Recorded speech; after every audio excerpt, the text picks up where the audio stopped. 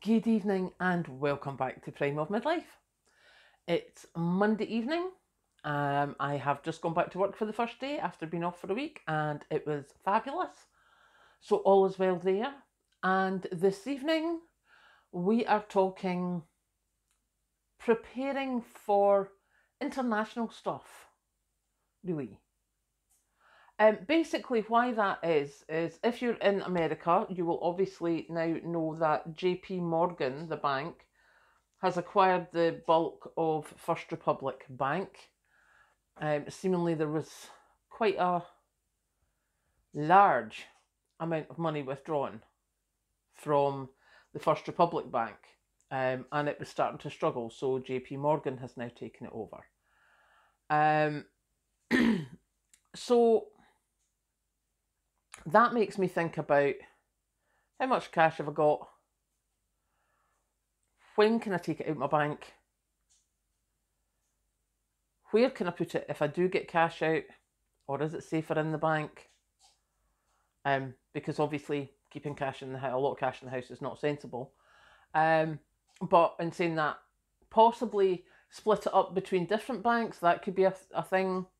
Credit unions, all sorts of things like that.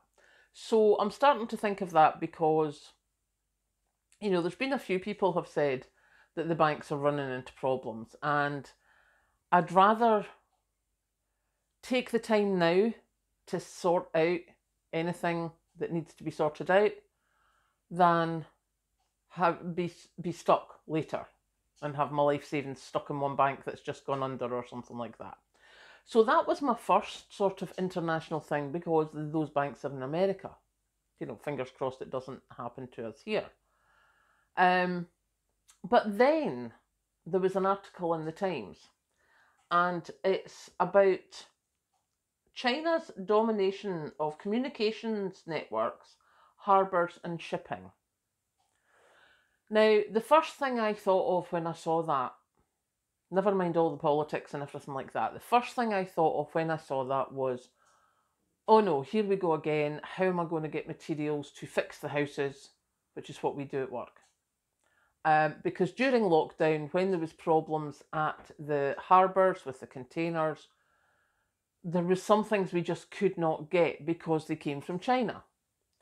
And some things we could not get because they came from Canada and got shipped. Because seemingly, excuse me, although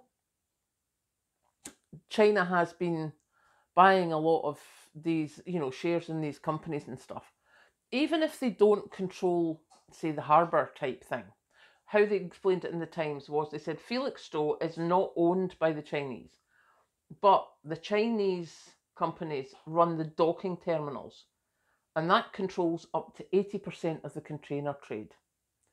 Now, please don't get me wrong, this is not all against the Chinese, because anyone in the UK will know that the UK government has, over the last few years, over the last few decades, has sold off 90% of the nationalised industries that we had in this company.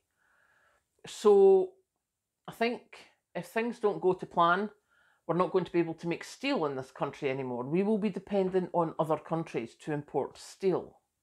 So let's hope we keep speaking to the countries where we would import steel from. Obviously, you all know that there's been problems with gas and oil, etc., especially when Ukraine was attacked by Russia and is still being attacked by Russia. Things like your wheat, your sunflower oils, etc., that was all a big problem.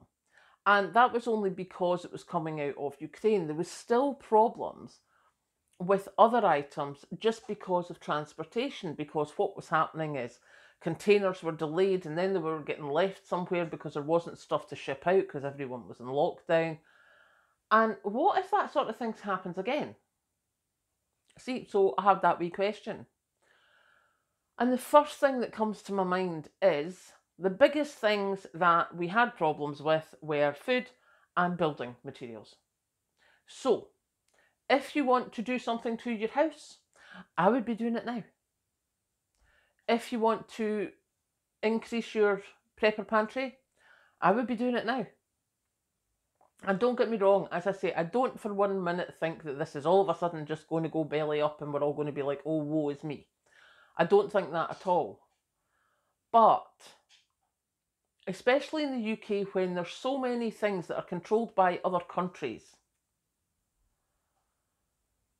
I would rather sort things out now than in 1 year or 2 years' time where things have maybe gone a bit squinty and they're like, well, you can't get that anymore and you can't get that anymore and you can't get that anymore. If I can get it now, I want to be getting it now. So next on my list, you know, that huge list that I have that I keep adding things onto and never doing anything about. You got one too. Goodness, I hope somebody else has one like me. But that list, I want to get stuff, anything I need done in this house, I want it done now. I want it done within the next 2 years. I don't want to be, I'd rather have it done the next 6 months, but obviously I can't afford that. But I want to get stuff done in the next 2 years.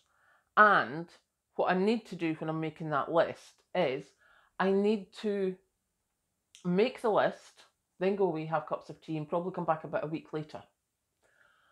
And then look at the list again and see what I actually need as opposed to what I actually want. Because I may want it lots, but if I don't need it, then why would I be spending money on it? If it doesn't make my life easier or help the life of the longevity of my home, then there's no point. So that is my thing. So I just thought I would come tonight and say, if you need anything done in your house, now would probably be a good time to be looking at it, because let's be honest, if you're wanting to do something to your house, you don't just go and do it next week. You know, it takes planning, it takes getting materials together, it takes getting time sorted out. And sometimes it takes getting a tradesman, and at the moment they are so few and far between. Why are they so few and far between? Because who in their right mind, what 18-year-old is going to go and work for £2 something an hour? It's maybe gone up to £3 in April, I don't know. Compared to £10 an hour. Stocking shelves at Tesco's. It's a no-brainer. And all right, yes, years ago, when people my age were like that, yep, I'm going to bite the bullet for 3 years because then I'll be a tradesman and I can write my own ticket, literally, because tradesmen were tradesmen. Now you don't have to be a tradesman to do a lot of stuff. You can be called what they call multi-trades. That's what my company is. My guys are brilliant. They can do so much stuff. Patrick is an electrician. Have to say I would never use a multi-trade as an electrician because I want someone qualified, because electrics can kill you. End of. Always get a qualified electrician to do your stuff.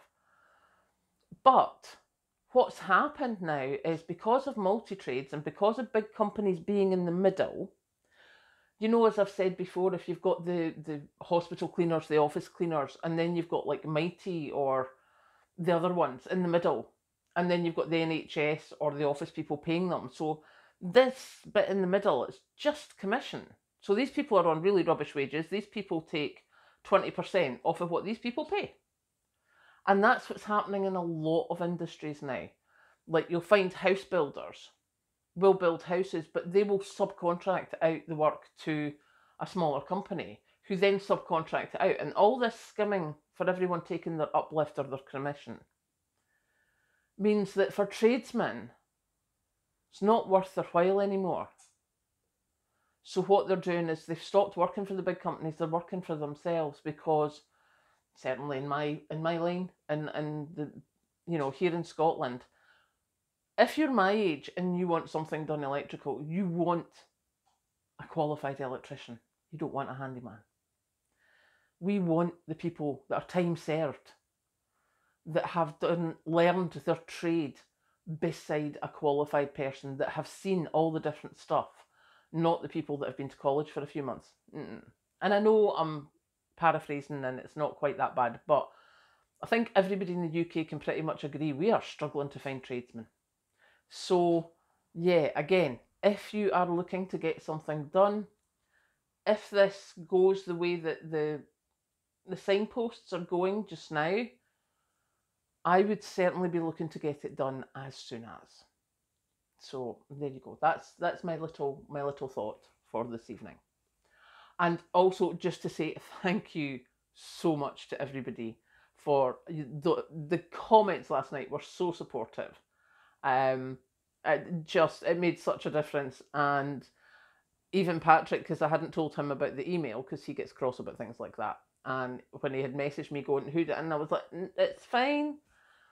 And then he read people's comments and he was like, okay, that sort of counteracts it. We know that you don't have to deal with that. So yeah, those comments were lovely. So thank you very much. I do appreciate it. So now, as usual, I'm going to go make a cup of tea. Will I steal another one of Patrick's chocolate biscuits? Who am I kidding? Of course I am. Catch you later.